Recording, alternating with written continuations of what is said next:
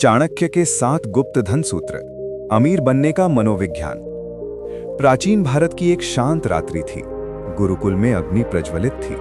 उसके सामने बैठे थे महान आचार्य चाणक्य और उनके सामने उनके शिष्य चंद्रगुप्त मौर्य। चाणक्य ने गंभीर स्वर में कहा, चंद्रगुप्त, इस संसार में 2 प्रकार के लोग होते हैं। एक वे जो धन के पीछे भागते हैं और दूसरे वे जिनके पीछे धन दासी बनकर चलता है।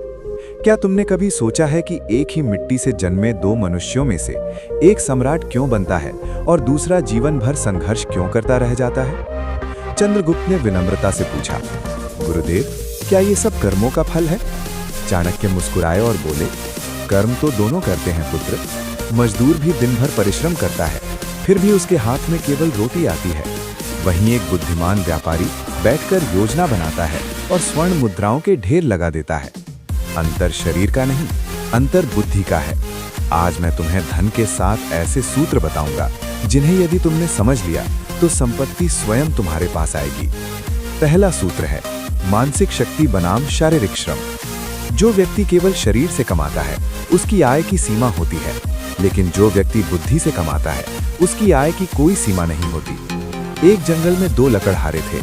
पहला दिन भर कुल्हाड़ी चलाता, थक जाता और कम लकड़ी काट पाता। दूसरा आधा समय कुल्हाड़ी की धार तेज करता और आधा समय काम करता। वर्ष के अंत में धार तेज करने वाला अधिक सफल हुआ। इसलिए याद रखो, मेहनत आवश्यक है, पर सही दिशा में मेहनत उससे भी अधिक आवश्यक है। अपनी बुद्धि को तेज करना ही सबसे बड़ा निवेश है। दूसरा सूत्र है अवसरों की पहचान। अवसर कभी सीधे दरवाजा खटखटाकर नहीं आता, वो अक्सर समस्या या संकट के रूप में आता है। जब अकाल पड़ता है तो साधारण लोग रोते हैं, पर बुद्धिमान व्यक्ति भंडारण और जल संचयन की योजना बनाता है। आज के समय में अवसर नई तकनीक, नया ज्ञान और बदलते हुए बाजार में छिपे हैं। जो व्यक्ति परिवर्तन को अपनाता है वही आगे बढ़ता है। जो पुराने तरीकों से चिपका रहता है वो पीछे रह जाता है। तीसरा सूत्र है समय का अनुशासन। धन से भी अधिक मूल्यवान है समय। खोया हुआ धन वापस मिल सकता है, पर खोया हुआ समय कभी वापस नहीं आता। सफल व्यक्ति अपने दिन के हर घंटे का हिसाब रखता है। वो व्यर्थ की चर्चा और आलस्य में समय नहीं गवाता। यदि तुम अपने दिन को बिना लक्ष्य के बिता रहे हो तो तुम अपने भविष्य को कमजोर कर रहे हो। समय को साध लो, धन स्वयं तुम्हारे पीछे आएगा। चौथा सूत्र है धन आने से पहले की तैयारी। बहुत से लोग अचानक धन प्राप्त करते हैं, पर कुछ वर्षों में फिर निर्धन हो जाते हैं। कारण यह है कि उनका चरित्र और मानसिकता उस धन को संभालने योग्य नहीं होती। धन को संभालने के लिए संयम, धैर्य और विवेक चाहिए। यदि करोड़ों रुपए आज तुम्हारे पास आ जाएं, तो क्या तुम उसे समझदारी से उपयोग कर पाओगे? पहले स्वयं को बड़ा बनाओ, फिर धन को आने दो।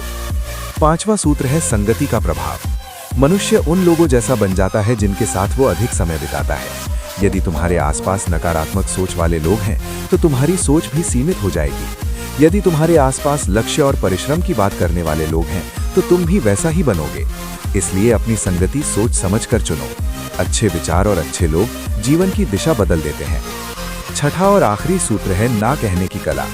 उधार कई बार रिश्तों में दूरी पैदा कर देता है। हर सहायता आवश्यक नहीं कि धन से ही की जाए।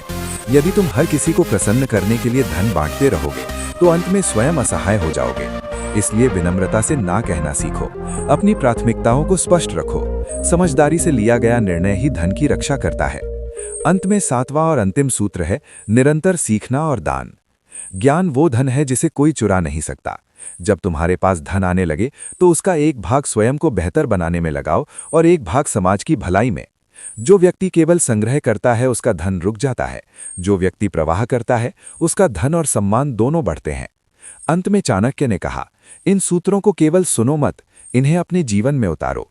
जिस दिन तुम्हारी बुद्धि धन से ऊपर उठ जाएगी उसी दिन तुम सच्चे अर्थों में समृद्ध बन जाओगे। मित्रों, अमीरी केवल बैंक बैलेंस नहीं है। अमीरी एक सोच है, एक अनुशासन है और एक निरंतर सीखने की प्रक्रिया है। यदि आपको यह संदेश प्रेरणादायक लगा हो तो इसे अपने जीवन में लागू करें और दूसरों तक भी पहुंचाएं।